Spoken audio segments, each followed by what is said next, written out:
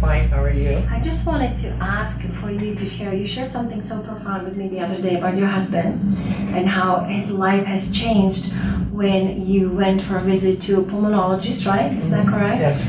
Would you mind sharing with our viewers just kind of your experience with what happened, what he was told, and how really it changed his life? How was he before and after? When he went to the doctor about 2 years ago, we were told that he had a disease called IPF, that there was no cure for it. It was only going to get worse. And they gave him a 5-year life expand if the drug that they wanted him to take was responsive. He was responsive to it. So we went on a drug called Espriet.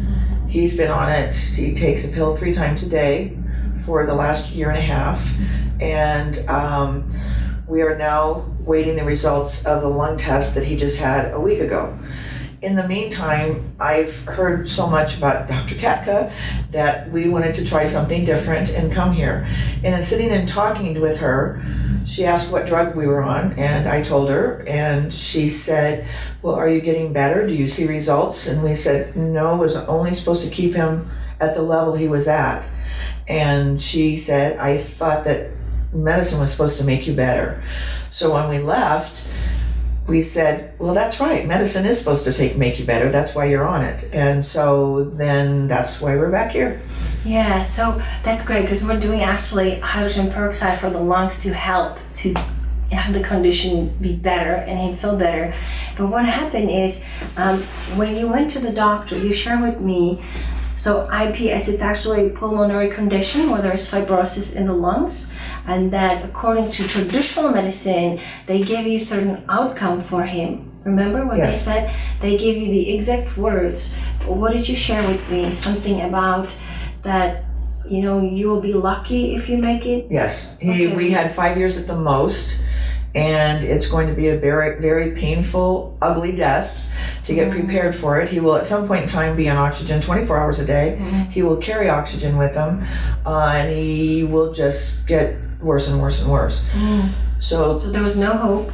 We had no hope other than my husband has had a lot of medical problems, and he has lived through all of them. So we call him the cat with 9 lives. That's what the kids call him. And so now he's kind of a different person since he's been coming here. Right, because it changed his view of life, right? It did. So he's been basically told, from what I'm understanding, that this condition is chronic and he's going to be very lucky if he makes it past 5 years. Right. Most likely he will not. And you said that they said most people don't make it past 5 years. Correct. And you will be really lucky if you do something like that. Correct. Yes. And so what that basically meant for him that, like you said, he's planning his own funeral at this point. Yes. So everything he's living from now on is, I'm not going to be here in 5 years. And didn't you say like his posture changed? Oh, he's changed. Instead of being himself, he's just basically waiting to die right now, right? Yes. We had a conversation the other night about, I said, when the doctor gave you that diagnosis, did you just forget about life altogether? And he goes, I think I did. Because, you know, I turned 80 2 weeks ago, and he said, I thought, I only have 2 years to live.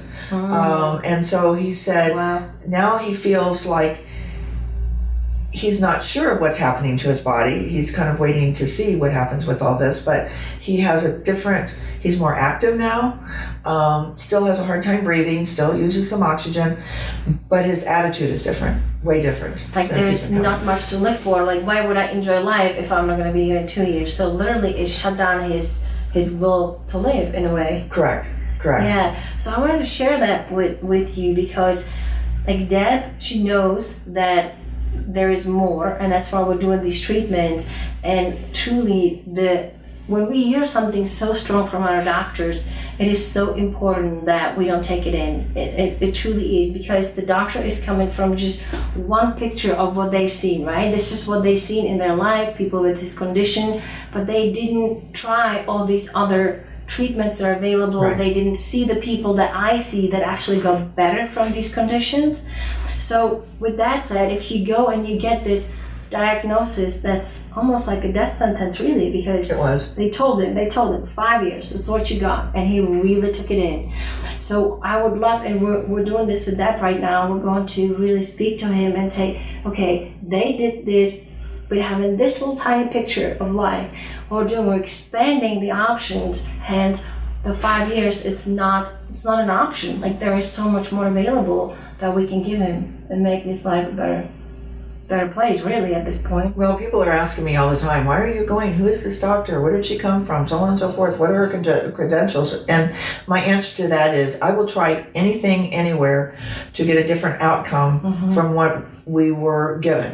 Yes. We financially have the means to do it, and so I want everything done for him that can possibly be done. And truthfully, it's not really fair to the person to be given just this one straight option when there is so much more available. So thank you so much for sharing, because I think it's important for people to know that if that ever happens to you, just please, let's talk to somebody that can have you undo this. That's what we're going to do with your lovely husband. And when you go back home, you'll be in a different place. Thank you so much, Michael, for sharing. Appreciate that.